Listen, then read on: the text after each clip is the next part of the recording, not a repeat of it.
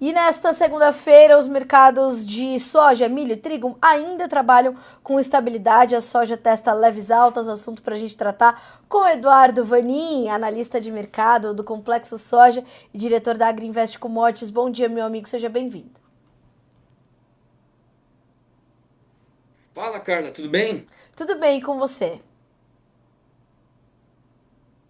Beleza, hoje eu não tenho nenhum furo para dar, viu? Ah, então, Infelizmente.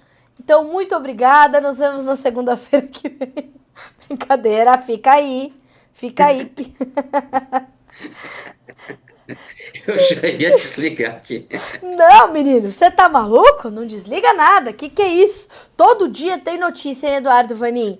Aliás, ô Vanin, é isso que tá faltando pro mercado da soja na Bolsa de Chicago? Notícia forte, mas mais do que forte, consistente para tirar os preços desse confinamento de patamares que o mercado já conhece?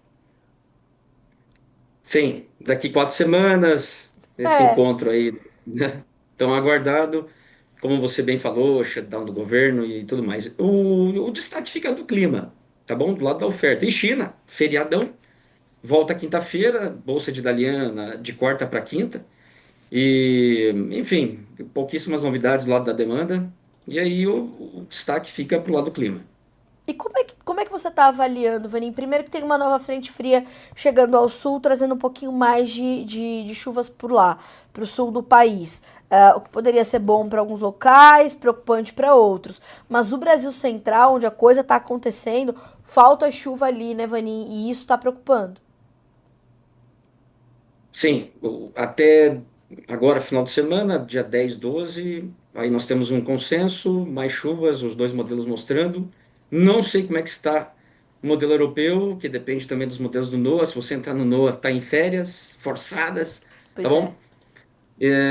Agora, o modelo europeu mostra dali para frente uma boa sequência de chuvas e o modelo americano não.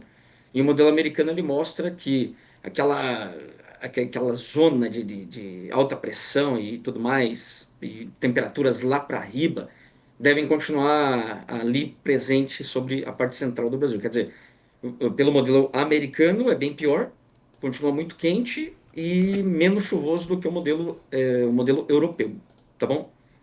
Mas o plantio andou rápido até aqui, pensando principalmente no Mato Grosso, 15% plantado, ano passado 2%, Paraná vai seguindo perto do ano passado, a Argentina plantou bem o milho primeira campanha, 20% já, mais que o dobro do ano passado. Enfim, a América do Sul tem um bom começo quando a gente pensa em plantio. Vanim, o quanto que essas informações elas podem efetivamente mexer com o mercado? A pergunta na prática é, dessas pequenas altas que a gente vê nessa segunda-feira, parte disso já é preocupação com essa condição climática aqui no Brasil ou ainda não? Não, eu diria que não. Na sexta-feira, se lembrarmos, farelo, na quinta e na sexta, o farelo veio puxando a soja, e isso tem a ver com o físico aqui na América do Sul, Argentina, que ficou mais cara. A soja ficou mais cara e as crushers não estão com tanta pressa assim para originar essa soja mais cara. E tá bom, Sim. então vamos tirar o pé, vamos reduzir o esmagamento e aí temos menos farelo. O farelo na Argentina subiu. Automaticamente você coloca os Estados Unidos de novo, não em pé de igualdade, mas não tão distante, quando se pensa em competitividade na Ásia, em relação à Argentina. Na sexta, aí inverteu o mercado, pressão de colheita nos Estados Unidos, tá bom? Quer dizer, você tem dois pontos aí do lado da oferta nos Estados Unidos. Uma colheita muito rápida, umidade da soja lá nas canelas, impressionante, e muito rápida, pressão, porém provavelmente menor produção. A produtividade deve ser revisada para baixo. Então, aí, vai vendo. Uma hora cai, uma hora sobe, mas não sai do lugar, como você bem falou. Vanin, o quanto disso também, essa questão climática, impacta para o nosso mercado diretamente? Embora Chicago seja o nosso balizador, nós temos prêmios ainda muito altos no Brasil, principalmente para a soja disponível e a safra nova, olhando muito para essa questão climática. A atenção do produtor está muito depositada nas atividades de campo, no plantio, no clima. Como é que essa condição agora impacta o comportamento do nosso mercado, o comportamento dos nossos agentes, dos nossos produtores? É uma pergunta só ou são várias? 25. 25. Você já Vamos começar deveria pela. estar, você já deveria estar acostumado. Deixa eu pôr a cabeça aqui, deixa eu lembrar das suas 25 perguntas. Bom, claro, super importante para o Brasil. Tem algum impacto por enquanto? Não. Os prêmios estão um pouco mais altos para a safra nova, é, por causa desse ponto aí do plantio. No ano passado, vamos lembrar bem, nós tivemos dois ralis da soja, safra nova. Já já eu falo da sua 13ª pergunta, que foi a safra velha, tá bom? Tá bom. O, a safra nova, no ano passado tivemos dois ralis. Um em outubro, exatamente pelo atraso do plantio, como falei ali, e o número de meia. Mato Grosso, nessa semana, tinha plantado apenas 2% da área. E, se eu não me engano, se não me falha a memória, lá no dia 15 de outubro, quer dizer, metade de outubro, não tinha nem passado de 20% ainda. Então, realmente foi bem lentão. E aí, claro, aí houve toda uma precificação. Pô, vai atrasar a logística, papapá. Daí os prêmios se firmaram. Começou a plantar bem, prêmio, sucumbiu, virou negativo. E depois houve um outro rally. Esse é mais importante do que o primeiro. O segundo rally tem a ver com a logística. Aí o bicho pega, tá bom? Lá na boca da safra. Em fevereiro tínhamos prêmios para safra nova negativos ainda. E de repente começou a atrasar tudo. E aí virou uma bola de neve por questões de compromissos logísticos, vendas no destino para a China. Aí o bicho pega. Você não pode nem pensar em atrasar. Porque aí você tem realmente um prejuízo enorme e risco de default. Portanto, você tem que comprar qualquer soja a qualquer preço, soja disponível. E assim foi o início desse ano. Aí nós tivemos um segundo rally muito ligado a essa questão logística, tá bom? O ponto importante agora é o seguinte: nós vamos ter soja mais cedo. E isso, não vamos falar de produção por enquanto. Tá. Pode ser menor, pode ser maior, enfim. Mas o ponto é que nós vamos ter soja mais cedo. E isso muda o jogo. Quando a gente pensa em logística, escoamento e suprimento. E comportamento dos preços no destino. E, claro, por tabela para Chicago e para os prêmios aqui na Safra Nova também. E isso faz com que os compradores, os vendedores fiquem um pouco mais reticentes, imaginando que o preço ou o prêmio possa melhorar um pouco mais, ou ele vai aproveitando o que é possível, Vanin? Os compradores ou vendedores? Os vendedores. Os vendedores. Veja, não agrada, né? O preço está parecido. Você tem dois pontos. Que a gente sempre tem, que é um degrau da safra velha para nova, que a gente chama de curva invertida, safra velha Aham, mais cara, safra nova mais baratinha. Isso é bem normal, bem comum. certo. Portanto, o produtor ele olha assim para a safra nova, R$ 10 de desconto, não estou afim. Aí ele vai segurando. Um outro ponto é avançar com o plantio. Normalmente, quando vê o plantio, de forma geral, o Brasil evoluindo, vem farmer selling por uma questão simplesmente de escoamento, espaço, contas a pagar também, claro. Uhum. E assim nós vamos. Mas assim, do ponto de vista, me agrada o preço? Não. E aí nós temos um farmer selling bem travadão. Não tem girar. O mercado está muito preso. Safra velha e nova, tá bom? Porque os preços caíram em reais e dessas últimas 2 semanas para cá. Agora subiram um pouquinho na semana passada, safra velha principalmente, não safra nova. Mas o farmer selling ele segue bem travadão. Quer dizer, produtores não se mostram muito interessados em comercializar nos níveis atuais. Vanin, ainda falando um pouquinho da safra nova, olhando para isso, pode ser uma preocupação, porque isso pode ser um fator adicional de pressão para os preços lá na frente, esse nosso farmer selling é um pouco Lento? mais lento agora? Veja, cara, o maior risco para o Brasil é o acordo, tá bom? É o acordo, sem dúvida nenhuma. Se não tendo acordo, segue o baile, nós não vamos ver grandes mudanças ali para a safra. O produtor não tem uma pressão de venda muito grande, não tendo problemas logísticos, que é isso que acaba pressionando o preço na boca da safra. daí nós não vamos ter grandes mudanças. Claro, importante, se não tiver um acordo agora, o que o mercado vai concluir, o que o USDA vai concluir, em termos assim, qual é o potencial, no final das contas, de exportação dos Estados Unidos? Exportação de soja total. Uhum, Não tendo acordo agora, que é vamos lá, é tudo ou nada, vamos pensar assim, como que fica o supply demand dos Estados Unidos. Aí a gente vai ter que ver para Chicago como é que o mercado vai se comportar, mas tem que esperar para ver. Agora, para o Brasil, se tiver um acordo, durante o segundo semestre, aí é balbal. Aí nós vamos ter, adicione aí 20 milhões de toneladas de soja americana no fluxo, no pipeline para a China. Aí você vai ver, só fazer uma conta, você vai ver que o chinês vai ter oferta todo dia de tudo que é lado no segundo semestre, a partir aí principalmente de setembro, outubro para frente, de tudo que é lado, de tudo que é preço, de tudo que é cor, tudo que é tipo, e aí, enfim, isso. Ele não gosta disso. Não é que o sim. chinês vai fazer dinheiro. É muito pelo contrário. Ele vai ter um baita pepino para convencer o cliente dele, o comprador de farelo, de alongar suas compras. Aí que mora o perigo.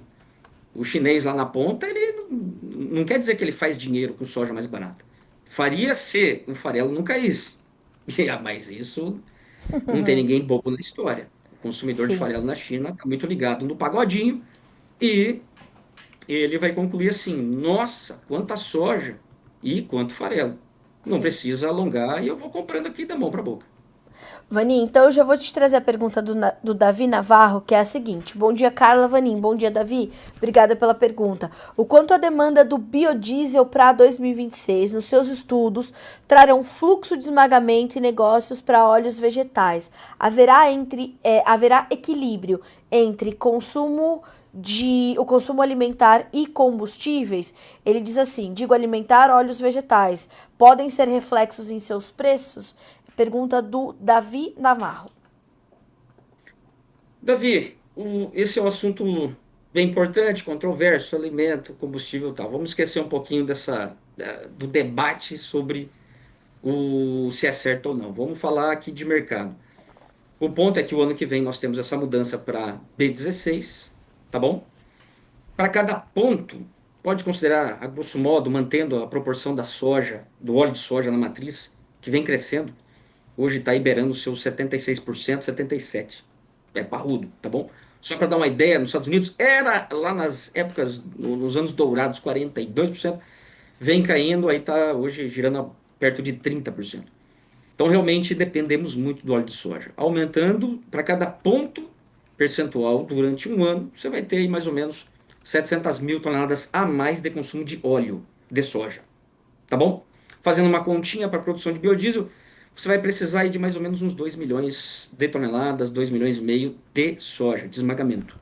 É mais ou menos por aí que são as estimativas de esmagamento para o ano que vem. O aumento sairia de 58 milhões e meio, previsto aí para janeiro, dezembro agora, e iria ali para uns 60,5, se a margem for boa, 61 milhões, por aí.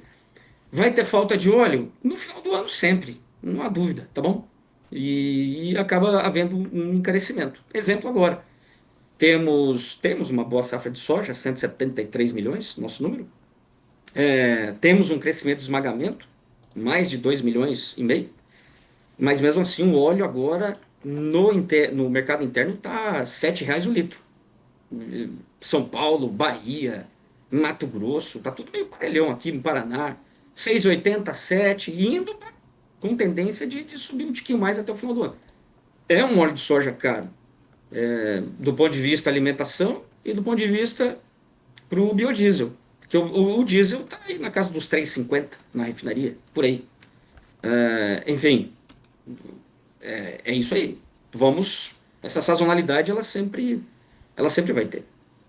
E a gente está falando de um mercado de óleos vegetais que está muito descolado do restante, né, Vanim? Principalmente quando a gente olha para a soja, do farelo, do grão, a gente está num suporte para esse óleo que é muito importante agora, né?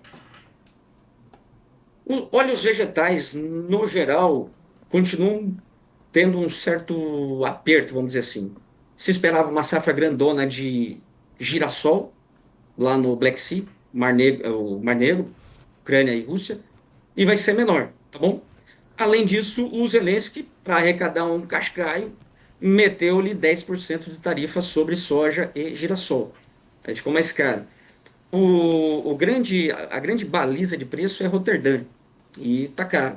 E, enfim, tá nos mesmos níveis do ano passado. Se esperava que caísse. Mas, enfim, isso coloca o óleo de soja na América do Sul, Argentina principalmente, com suporte. E aí vai se mantendo. Fora o óleo de palma, com toda a história da Indonésia, as palmeiras velhas, blá blá blá, essa coisa toda.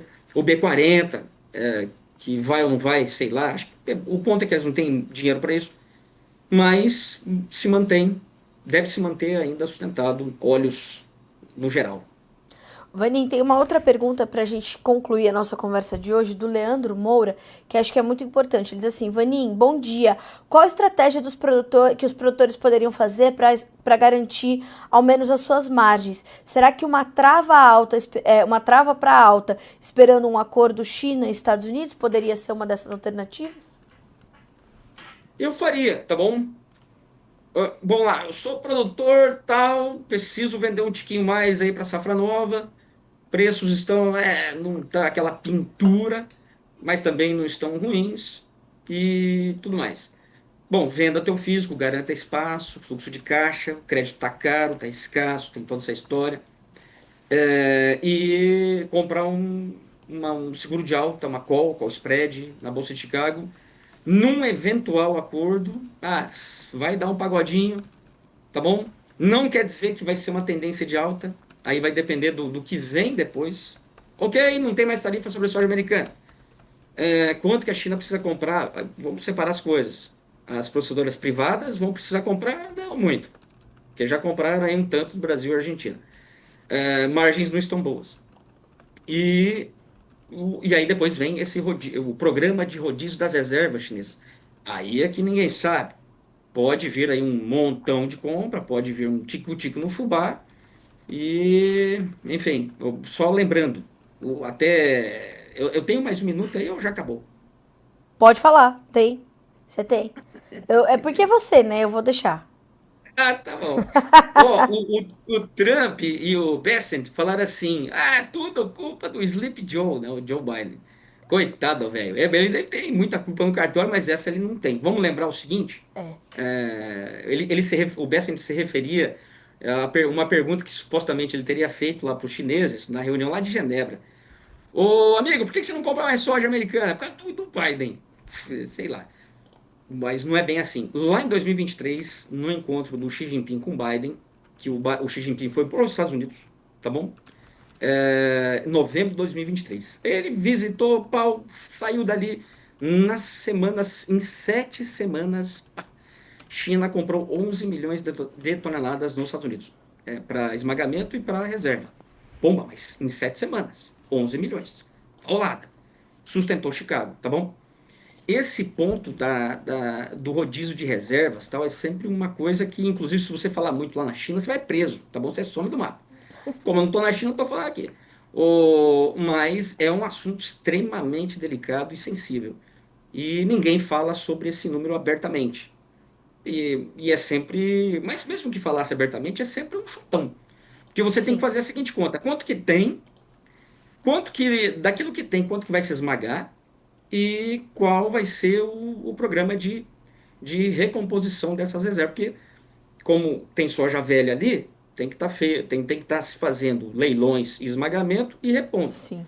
Quer dizer, essa matemática que é um segredo. Em 23 foram 11 milhões, nem tudo para reserva, mas foi uma pegada boa.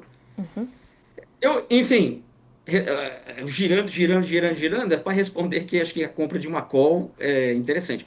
Não compraria call spread, porque você tem que ter delta rápido, né? Mas não vai dar para entrar aqui, isso aí é conceitual. Mas para você participar rapidão de um rally, tem que ser delta grande, é, uma sensibilidade alta para os prêmios das opções. Então eu compraria só uma call. Bom, já fica a orientação para o produtor que está nos acompanhando, nos ouvindo, começar a semana. Se quiser mais informações, dá para entrar em contato com o Vaninho, ele vai te dar mais informações, mais estratégias. Meu amigo, muito bom começar a semana com você. Lembrando que a última também terminei, porque eu não te dou folga. Então, vamos embora. Boa semana para você, Eduardo Vaninho. Muito obrigada, meu amigo. Abraço a todos, fui, até segunda. Até segunda. Obrigada. Até mais.